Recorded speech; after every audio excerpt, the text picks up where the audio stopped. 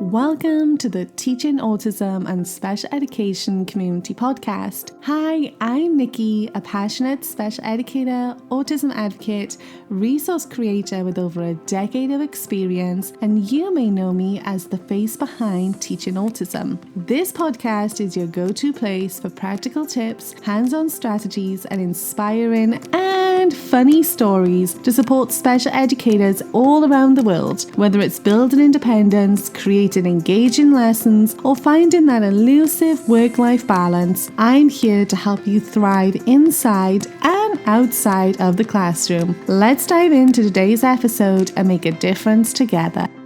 Hi friends, and welcome back to the Teaching Autism and Special Education podcast. I want to start this one by saying something that might surprise you a little bit. If you're feeling tired, drained, or like you've got nothing left to give, that does not make you a bad teacher. It makes you human. We work in one of the most emotionally demanding jobs out there. We are constantly giving, supporting, and caring. And some days it just feels like there's nothing left in the tank. So today's episode is about exactly that. How to stay empathetic when you're exhausted. Not that fake grin and bear it positivity, no just be grateful advice, but real practical ways to protect your energy and refill your cup so you can keep showing up for your students and yourself. So first of all, we're going to let go of the always giving guilt. I want to start by saying this clearly. You don't have to be endlessly patient and positive to be a good teacher. Somewhere along the way, educators, especially those in special ed, started believing that empathy meant never getting frustrated. But empathy isn't about being perfect. It's about understanding. And sometimes that includes understanding your own limits. You can care deeply about your students and still need a break from them. You can love your job and still need a mental health day. You can be grateful and still completely exhausted.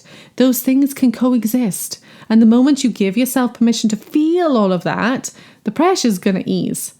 So there's actually a real term for that feeling when you've given and given and given until your emotional reserves run dry. And it's actually called compassion fatigue. You might notice it when you start feeling numb, detached, easily irritated, even with students that you adore, because it's that moment where empathy just starts to hurt. And you know what? It doesn't mean you don't care anymore. It means your body and mind are saying, I've just hit capacity. The first step to fixing it is recognizing it, because awareness gives you choices, and choices lead to change. So let's talk about self-care next, but not the Instagram version. You don't need bubble baths and scented candles to feel better. You need practical, realistic self-care, the kind that actually fits into your teacher life. And here are a few ideas that make a real difference. So set in one small boundary every week, even if it's saying no to an extra task. Eating your lunch away from your desk. Taking 5 minutes in the morning to sit in silence before checking emails. Using your commute for music or a podcast instead of school prep. And it's not about adding more to your to-do list. It's about doing some small things that tell your brain, I matter too. Because in the middle of chaos, it's almost unrealistic to say, let's take a long break. So instead, I want you to find those micro moments of regulation throughout the day. So what you can try to do is one slow breath before responding to a behavior. Take a sip of water before and after every transition. Do one stretch while you're waiting for your students to line up. Put your hand on your chest and say quietly, it's okay, I'm safe. These little resets will help your nervous system to calm down bit by bit. And over time, that adds up to resilience. Now, the tricky part is separating empathy from over-identification. It's tricky but important, and as special ed teachers, we care so deeply that sometimes we take on our students' emotions as our own. But empathy doesn't mean absorbing everything they feel. It means understanding it while still keeping your own emotional footing. So you can feel sad for a student's struggles without carrying that sadness home with you. You can support a meltdown without letting it define your mood for the rest of the day.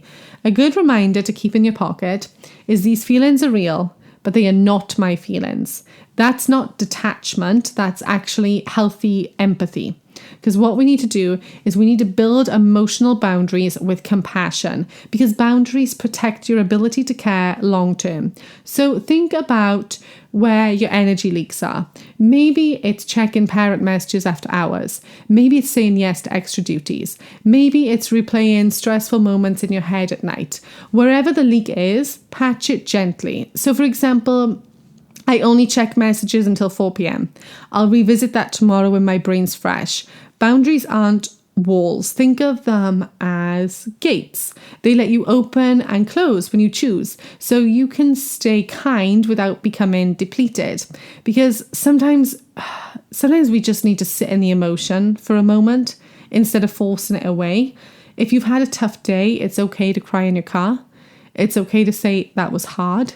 It's okay to not want to be positive right now. That's not negativity, it's honesty. True empathy starts with self-compassion. And if you give yourself understanding first, you will naturally extend that to your students. One reason that teachers get so exhausted is because we are constantly trying to fix things, behaviors, systems, problems, emotions, budgets. But not everything can be fixed, and that's okay, because sometimes your role is just to be present, to say, I see you, and to offer calm when the world maybe feels chaotic. And that's enough. That's powerful. That is empathy in action, and it costs far less energy than trying to control outcomes. And this is why I would say intentionally refill your cup. Refilling your cup doesn't have to mean these grand gestures that cost all sorts of money. It's about finding things that genuinely restore you and not just distract you. That's really important. So maybe it's a walk with your dog. Maybe it's a quiet night with no screens. Maybe journaling one thing that went well at the end of every day. Maybe it's listening to your favorite podcast while cooking. Maybe it's saying no to plans that you just don't have energy for. So the key word here is intentional. So ask yourself, does this fill me or does this drain me? Because you want to choose more of the first. You want to fill yourself. And remember, you cannot pour from an empty cup, but you also don't have to fill everyone else's cups to the brim before touching your own. Your empathy doesn't disappear when you rest, and your students will not forget your kindness because you needed a day off. The most powerful thing that you can model for them is exactly this. Caring for others starts with caring for yourself. You deserve rest, you deserve grace, and the same understanding that you give your students every single day. So take a breath, release the guilt, and remember you're doing an amazing job even on the days that don't feel amazing. I hope that this short and sweet podcast episode today was able to give you some help and point you in the direction to start looking after yourself as well. Thank you for listening, and I'll speak to you again soon.